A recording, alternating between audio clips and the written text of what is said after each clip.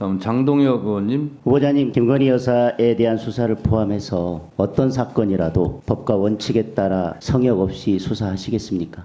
예, 검사의 당연한 의무입니다. 그러면 살짝 고민이 됩니다. 오늘 분위기로 봐서는 그러면 후보자께서는 검찰총장이 되시기 어려울 것 같습니다. 저희가 청문회 자리에서 대놓고 폐륜 수사, 배은망덕 수사를 하시겠다고 하는 후보자를 이 총장으로 임명해도 되는지 잘 모르겠습니다. 오늘 문다혜 씨에 대한 수사를 가지고 폐륜이다, 배은망덕이다 이렇게 말씀들 하시는데, 만약에 지금 말씀하신 것처럼 그렇게 살아있는 권력에 대해서든 그 누구에 대해서든 엄정하게 수사를 하다 보면 때로는 윤석열 대통령이 총장으로 임명할 텐데 김건희 여사에 대한 수사를 엄정하게 하다 보면 배은망덕한 검찰총장, 폐륜 검찰총장이라고 하지 않겠습니까? 그리고 문재인 전 대통령이 윤석열 검사를 서울중앙지검장으로 또 검찰총장으로 임명한 것이 내가 살아있는 권력으로 있는 동안 나에 대한 수사는 하지 말고 내가 퇴임한 후에도 나를 지킬 수 있으면 지켜달라는 취지로 중앙지검장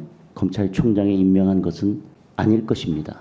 그리고 이 문다혜 씨에 대한 사건이 다른 의원님들도 말씀하셨지만 지금 들어와서 갑자기 수사를 시작한 것이 아니라 그 이전에 고발되어 있던 사건입니다. 그런 수사를 법과 원칙에 따라서 하고 있는데 윤석열 대통령이 담당 검사나 검찰총장을 불러서 내가 은혜를 갚아야 되니 이 수사는 하지 말라고 그렇게 지시를 해야 되겠습니까?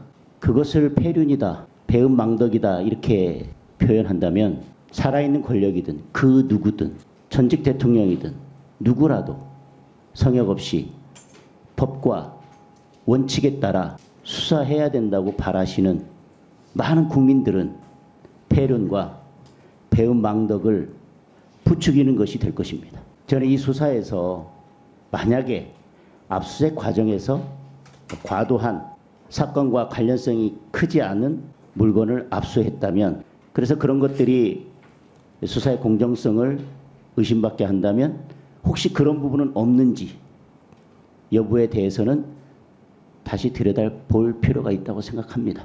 윤석열 대통령을 문재인 전 대통령이 서울중앙지검장으로 임명을 했고 검찰총장으로 임명을 했고, 그렇기 때문에 이 수사는 중단되어야 하고 윤석열 대통령은 이 수사를 하지 말도록 했어야 된다라는 거에는 저는 동의하기 어렵습니다. 능력이나 자질 그런 것까지 언급하면서 서울중앙지검장 검찰총장을 시켜줬는데 라고 한다면, 그러면 문재인 대통령은 윤석열 검사를 중앙지검장으로 검찰총장으로 임명한 이유가 도대체 무엇입니까? 그리고 이것을 폐륜 배은망덕이라고 한다면 윤석열 검사에게 무엇을 기대하고 서울중앙지검장과 검찰총장을 시켰던 것입니까? 김건희 여사에 대한 수사를 포함해서 어떤 수사라도 성역 없이 법과 원칙에 따라 수사하겠다라고 하는 검찰총장 후보자의 지금 그 대답은, 지금 문다혜 씨에 대한 수사를 폐륜 수사, 배은망덕 수사라고 표현하는 분들에게는 지금 경찰청장 후보자가 때로는 폐륜 검찰총장, 배은망덕 검찰총장이 될 수 있다는 이야기로 들려져서 저는 오늘 이 청문회 자리가 매우 불편합니다. 이상입니다. 네, 살아있는 최고의 권력 김건희 여사 수사를 제대로 하면 아마 그런 혐의에서도 좀 벗어나지 않을까 그렇게 생각을 합니다. 김용민 의원님, 네, 질의해 주시죠. 문재인 정부 때 심우정과 지금 윤석열 정부의 심우정은 같은 분입니까?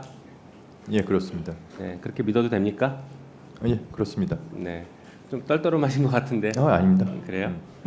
자, 살아있는 권력에 대한 수사를 하는 게 검찰의 수사의 본령이다, 이렇게 검사들이 끊임없이 얘기를 했어요. 과거 문재인 정부 때도 윤석열 검찰총장도 이 얘기를 그렇게 강조했습니다. 동의하십니까? 예, 살아있는 권력이든 어떤 권력이든 동일한 법과 원칙에 따라서 수사를 해야 된다고 생각합니다. 지금 대한민국 검찰은 살아있는 권력에 대해서 동일한 잣대로 수사하고 있다고 보고 평가하십니까?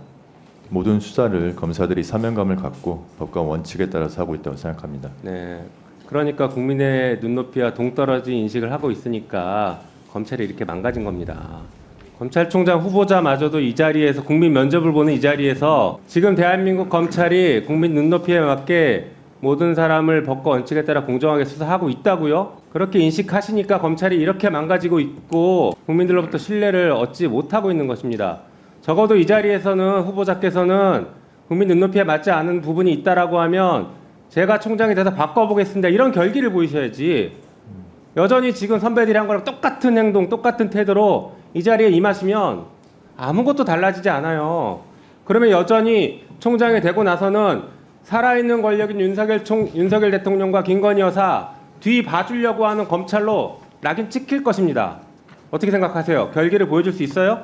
어떠한 사건이든 동일한 기준과 잣대를 가지고 규정에 따라서 법과 원칙에 따라서 하겠다고 말씀드립니다. 그때 그 심우정과 지금의 심우정이 좀 다른 것 같습니다. 답변하시는 거 보니까. 자, 살아있는 권력에 대한 수사는 혹여나 검찰총장이 잘못을 저지르더라도 똑같이 적용돼야 됩니까? 그렇습니다. 만약에 후보자가 검찰총장이 되면 본인이 잘못한 게 있다라고 하면 공정하게 수사해야 된다. 수사를 공정하게 받을 용이 있습니까? 물론입니다. 네, 적극적으로 수사 받을 용이 있어요? 저를 검사들의 그 직무 관련 범죄가 있다면은 네. 그런 상황을 대비해서 좀 공수처가 있는 거 아니겠습니까? 아, 공수처는 수사를 하는 곳이고 수사를 그렇게 받을 의지가 있냐고요, 적극적으로. 물론입니다. 네. 만약에 총장으로서 업무를 수행하다가 위법, 위헌적인 행동을 한다라고 하면 국회가 탄핵을 할 수 있는데 국회가 탄핵한다라고 하면 적극적으로 응할 것입니까? 지금 잘못이 발견되면요. 잘못이 발견됐다는 그러니까 탄핵이라는 거는 이 정도도 답을 못 하십니까? 아닙니다. 됐습니다. 자, 특활비 얘기를 잠깐 해볼까요? 그 예산이 정해져 있어요. 그 전에 한번 물어봅시다. 특활비는 어디다 쓰는 겁니까? 검찰의 특활비는? 수사 정보 등 기밀 유지가 필요한 네. 부분에 쓰이도록 되어 있습니다. 네, 검찰이 정보를 합니까? 범죄 첩보는 수집할 수 있습니다. 무슨 근거로 할 수 있어요? 법에 그렇게 하게 돼 있어요? 수사를 위해서는 당연히 첩보 수집 내사 단계가 전제가 되는 것입니다. 네, 그게 법에 돼 있냐고요. 법적 근거를 가져와 보십시오. 첩보 수집할 수 있는지, 그리고 거기에 특활비를 쓸 수 있는지 한번 근거를 대보세요. 자, 그 다음에 특활비 어디다 씁니까? 구체적으로. 구체적으로 지금 어디에 쓰자는 말씀인지 어느 분야에 어떻게 쓰냐는 말씀이신가요? 어떨 때 특활비 쓰는지 예를 하나만 들어보세요. 예를 들면은 이제 마약 수사 같은 경우에는 주로 다크웹에서 거래가 이루어지니까 네, 마약 수사 빼고 다른데. 보이스피싱이나 이런 부분에 있어서도 수사에 특활비가 필요한 부분이 있습니다. 해외에서 지금 어디다 범죄자들이 쓰냐고요? 해외에 있거나 그러면은 추적을 네. 위해서도 특활비가 사용될 수 있습니다. 예, 특활비가 아니어도 충분히 쓸 수 있을 것 같은데요. 그런 돈들은 꼭 기밀을 요하는 건 아니잖아요. 돈을 쓰는 건 똑같은데. 아니 근데 지금 네, 나머지 누구한테 비용은 누구한테 기밀을 요하는 겁니까? 검사들 빼고 모든 사람에게 기밀을 요하는 돈입니까 이게? 그렇지 않습니다. 네. 자, 네. 그러면 특활비 용도에 쓰지 않고 다른 곳에 유용해서 썼다라고 하면 횡령죄가 됩니까 안 됩니까? 그거는 제가 위원님 정확한 상황을 모르는 상황에서 그냥 위원님 말씀만 듣고 답변드리기 어렵습니다. 예산의 항목 자체가 용도가 엄격하게 제한되어 있는 건 맞습니까? 특활비가? 수사 기밀 또 정보 수집 등이 필요한 분야에 쓰이도록 되어 있습니다. 엄격하게 제한되어 있는 건 맞아요? 딱 거기만 쓰게? 이것도 그 답을 못 관련된 내용에 대해서 쓸 수 있도록 지금 규정되어 있습니다. 그러니까 제한이 돼 있냐고요. 특활비의 용도는 제한이 되어 있죠. 그렇죠. 자, 제한되어 있는 용도가 제한되어 있는데 예산 항목을 유용하면 불법 영득 의사가 인정된다가 대법원 판례입니다. 특활비 용도대로 쓰지 않으면 횡령죄이고요. 경우에 따라서는 국고 손실죄가 됩니다. 특가법상.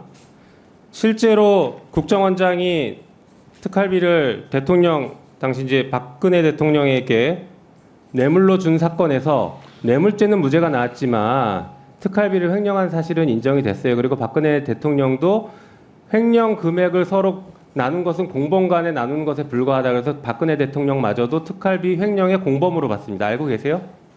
예, 그런 판결이 있던 걸 알고 네, 있습니다. 그러니까 특활비를 제대로 안 쓰면은 횡령죄가 성립하고 만약에 후보자가 그렇게 했으면 후보자에게도 횡령죄가 성립되는 것이겠죠. 잠깐 화면 보시죠. 여기서 어디다 썼는지 한번 말씀해 보세요. 특활비의 그런 구체적인 세부 사업에 대해서 대검에서 올 때 지정해서 내려오지는 않는 것으로 알고 있습니다. 그러니까 횡령이라는데요. 검찰이 집단적으로 조직적으로 횡령죄를 저지르고 있어요. 그걸 당당하게 말씀하시면 안 돼요. 아시겠습니까? 집단적으로 조직적으로 횡령하고 있다고요. 이런 것을 다른 기관에서 썼다고 해보세요. 틀림없이 국고 손실로 기소했을 겁니다. 그렇지 않습니까? 후보자 기소했을 거 아니에요, 이런 사람? 그렇게 생각하지는 않습니다. 이게 세부 사업과 공무원 여러분, 특활비를 이렇게 써도 횡령이 되지 않는다라고 지금 검찰총장 후보자가 얘기했으니 앞으로 마음대로 쓰십시오. 위원장님 한 말씀 드려도 되겠습니까? 네, 말씀하세요. 이 세부 사업의 어떤 부분에서 내려오는지를 모른다 할 뿐이지 특활비의 용도에 맞게 수사나 정보 분야에 어떻게 쓰니까 모르는데 한국말로 어떻게 써요? 모르는데 어떻게 한국말로 쓰냐고요? 내려오는 한국말 모르는데. 아니 대검에서 항목을 정해서 내려오면은 그 분야에 맞춰서 쓰면 되는 것이지 않습니까? 자, 후보자님, 예. 특활비 어디에 썼냐 그러면 참 시원하게 답변하기도 깝깝하고 여러 가지로 고충이 있을 거예요. 보통 떡값을 수사를 검사들이 하죠. 근데 특활비로 검사들 떡값 내리고 삼겹살 사주고 뭐 그런 거 아니에요? 그런 돈으로 쓰기도 하죠.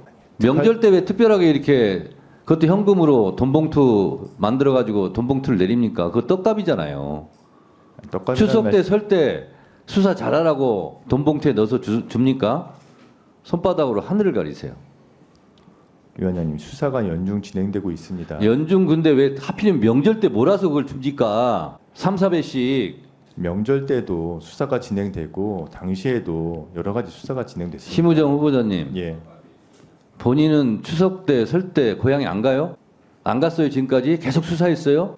추석 때는 고향에 갑니다. 대한민국 모든 검사들이 추석 때 설 때 다 근무합니까? 출근해서 다 수사합니까? 본인들은 고향 안 가요? 검사들은?